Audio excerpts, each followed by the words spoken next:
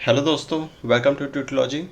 ये आज का वीडियो हमारा लास्ट वीडियो होगा Paytm money authentication automation process का, जिसके बाद हमारा जो ऑथेंटिकेशन का प्रोसेस है वो फुल्ली ऑटोमेटेड होगा। इसमें कोई ह्यूमन इंटरवेंशन की ज़रूरत नहीं होगी।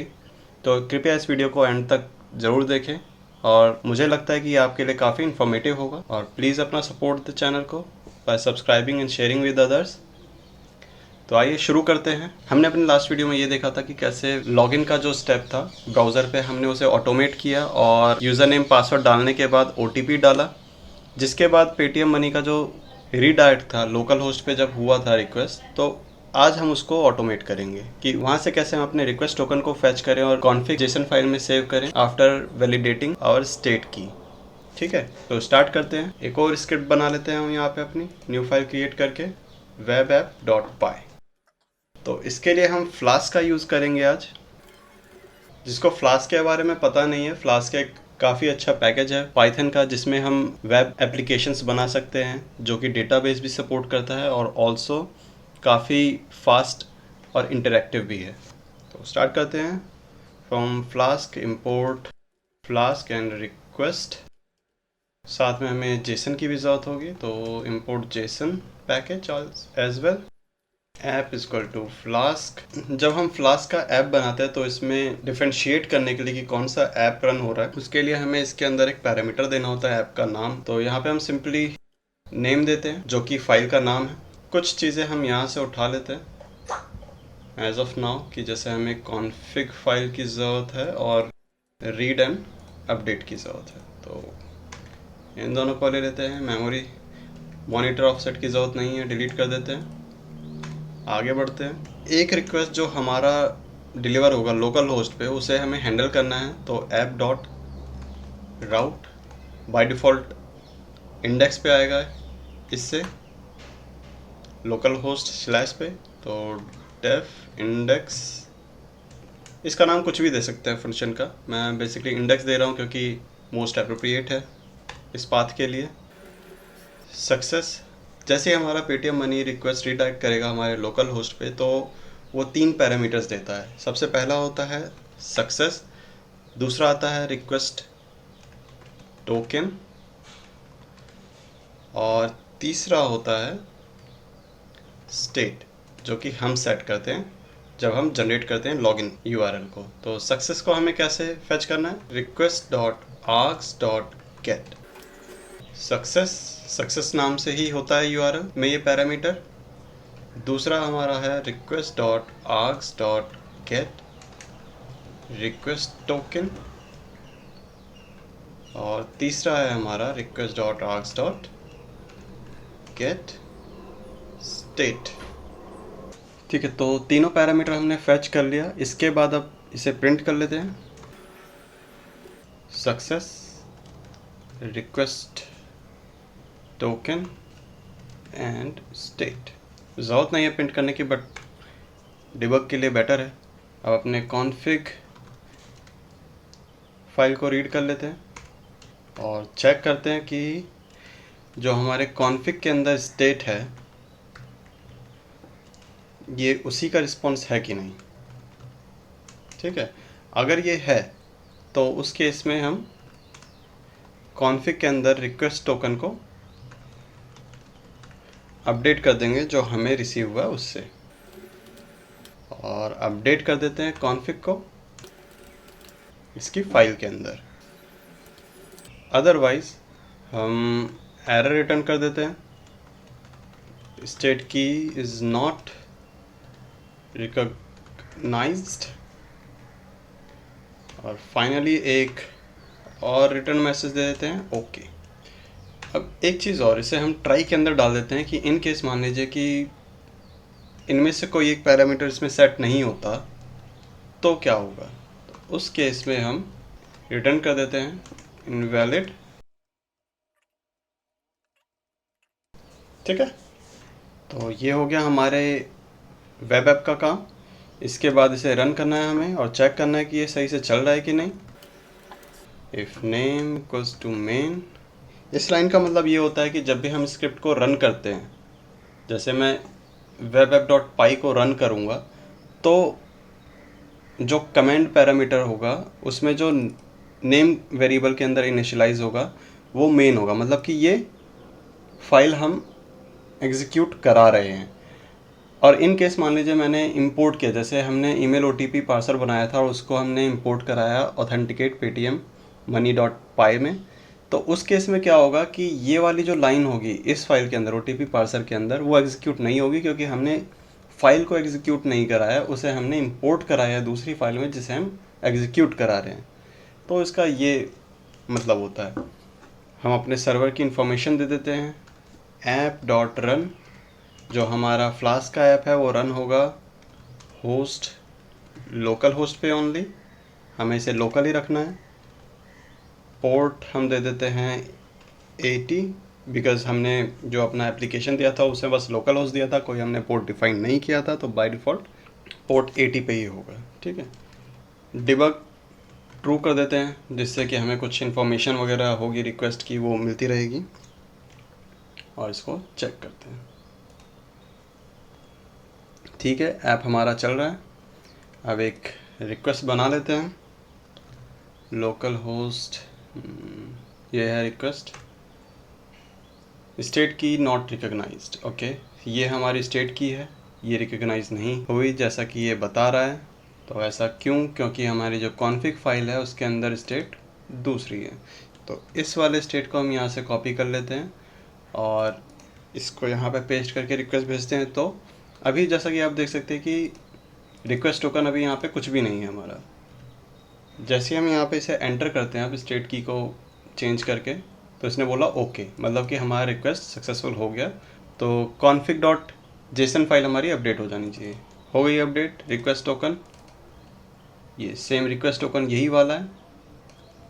तो वेब डॉट पाई फाइल का बस यही काम है कि ये बस हमारे लोकल होस्ट पे रन होता रहेगा और ये ट्रैक करेगा कि कब इसे लोकल होस्ट पे रिक्वेस्ट रिडायरेक्ट हो रहा है पेटीएम मनी से, और उसमें जो भी रिक्वेस्ट टोकन होगा उसे config डॉट जेसन फाइल के अंदर सेव कर देगा। तो इस फाइल का बस इतना ही काम है, तो इसको हम बंद कर देते हैं फ़िलहाल के लिए और चलते हैं हम अब दोबारा से ऑथेंटिकेट पेटीएम मनी डॉट पाई फाइल में। अब इसके आगे हमें क्या करना है, हमें एक और फंक्शन यहाँ पे बनाना है जो कि ये ट्रैक करता रहेगा कि भाई रिक्वेस्ट टोकन हमारा रिसीव हो गया है कि नहीं पेटीएम मनी से। ठीक है, जनरेट एक्सेस टोकन नाम से हम बना लेते हैं और ट्राई एक्सेप्ट पास। ठीक है, ये बॉयलर प्लेट टाइप से समझ लीजिए आप। रिक्वेस्ट टोकन हम चेक कर रहे हैं कि हमारे कॉन्फ़िग फाइल के अंदर अपडेट हुआ कि नहीं, यहाँ पे हमें यही चेक करना भी। तो वाइल ट्रू, वाइल लूप के अंदर चलते हैं हम और यहाँ पे हम 1 सेकेंड का स्लीप देते हैं इसको एवरी कॉन्फ़िग फाइल रीड में, कॉन्फ़िग रीड जेसन। अब इसके अंदर हम चेक करेंगे कि if request token in config के अंदर है कि नहीं। अगर है तो if lane of config request token should be greater than let's suppose 10, at least इससे ऊपर होना चाहिए। अगर है तो रिक्वेस्ट टोकन के अंदर हम रिक्वेस्ट टोकन को इनिशियलाइज कर लेंगे और यहाँ से इस लूप से बाहर निकल जाते हैं, वाइल लूप से। ठीक है, तो अब हम वाइल लूप से बाहर हो गए हैं। अगर हम चाहें तो यहाँ पे प्रिंट भी करा सकते हैं कि भाई अब हमारा रिक्वेस्ट टोकन क्या है जो हम यूज़ करने वाले हैं एक्सेस जनरेट करने के लिए अपने सेशन टोकन को। तो JWT equal to PM dot generate session पे जाते हैं और रिक्वेस्ट टोकन पे जाते हैं, रिक्वेस्ट टोकन ऐसे ही दे देते हैं सिंपली। ठीक है, अब चाहें तो हम यहाँ पे प्रिंट भी कर सकते हैं अपने JWT को और आगे हम बढ़ सकते हैं कॉन्फ़िग फाइल को अपडेट करने के लिए कि हमें भाई कॉन्फ़िग फाइल में जो JWT टोकन जनरेट होगा ये 3 टोकन जनरेट करेगा। एक होगा हमारा एक्सेस टोकन, JWT के अंदर से एक्सेस टोकन ले लेते हैं। दूसरा होगा हमारा पब्लिक एक्सेस टोकन और तीसरा होगा हमारा रीड एक्सेस टोकन। ठीक है, तो कॉन्फ़िग फाइल के अंदर हमने ये सेव करना है तो अपडेट कर देते हैं अपनी कॉन्फ़िग फाइल को विद कॉन्फ़िग ऑब्जेक्ट। तो इसके बाद फिर क्या होगा कि जो हमारी कॉन्फ़िग फाइल है इसके अंदर ये तीनों पैरामीटर्स अपडेट हो जाएंगे। ठीक है, तो इस फंक्शन का बस यही काम है। तो इसे यहाँ पे हम कुछ और रिटर्न भी करवा देते हैं कि unable to generate session with given request token, जो कि है फॉर्मेट रिक्वेस्ट टोकन। ठीक है, और अगर कोई एरर नहीं निकला तो रिटर्न करेगा ओके। ठीक है, तो अब यहाँ पे हम इसको भी इस तरह से लिख लेते हैं, if name equals to main, और इसके अंदर हमने लॉगिन किया, फिर उसके बाद लॉगिन होने के बाद हमने चेक किया जनरेट एक्सेस टोकन,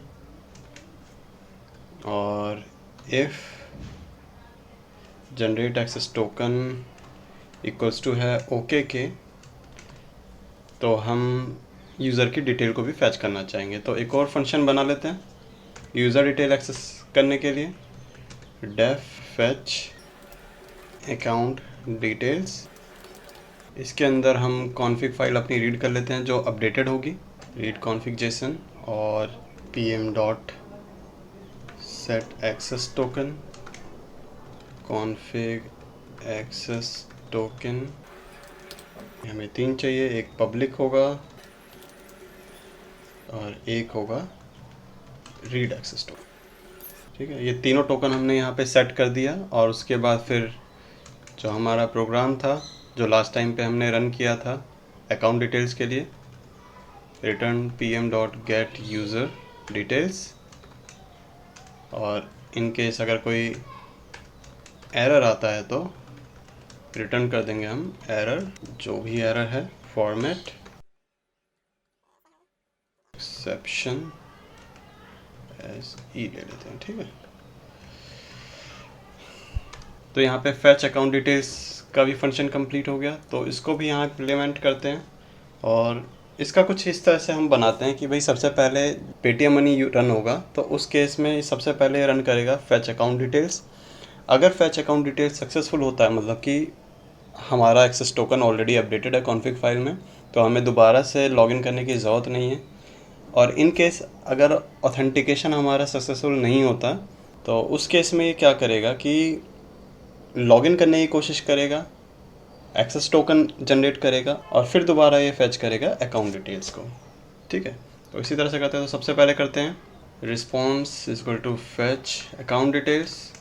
भाई ठीक है, अगर हमारा इफ़ स्टेटस, अगर pm गेट यूज़र डिटेल्स में कोई एरर आएगा तभी स्टेटस नाम से की इसके अंदर होगी, अदरवाइज़ इसमें स्टेटस की अवेलेबल नहीं होता।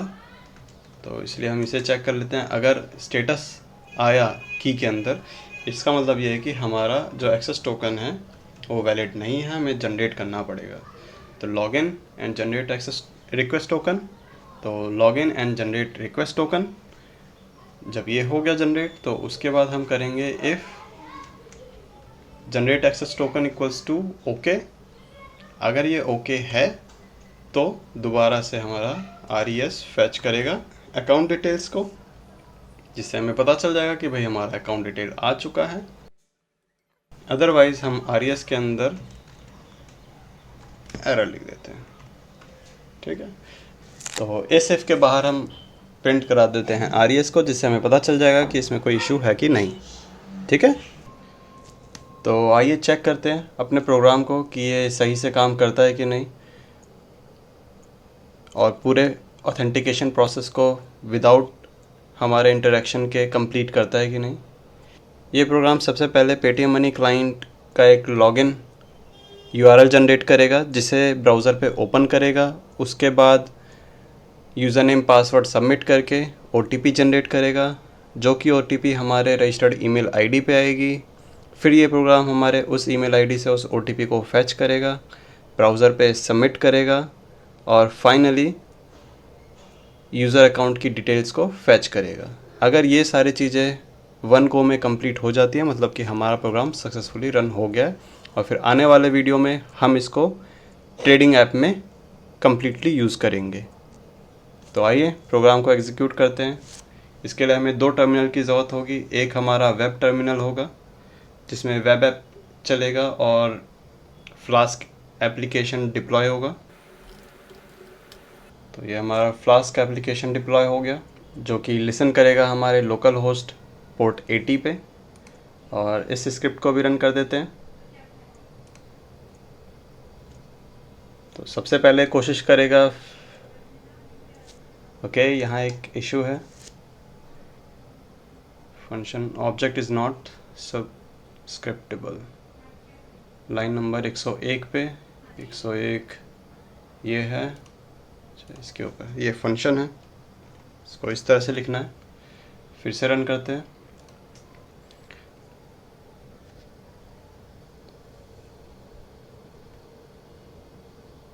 ओके ये यूज़र नेम डाला, पासवर्ड डाला, एस्केप प्रेस किया, फिर साइन इन पे क्लिक किया। OTP अब हमारे रजिस्टर्ड ईमेल आईडी पे चला गया।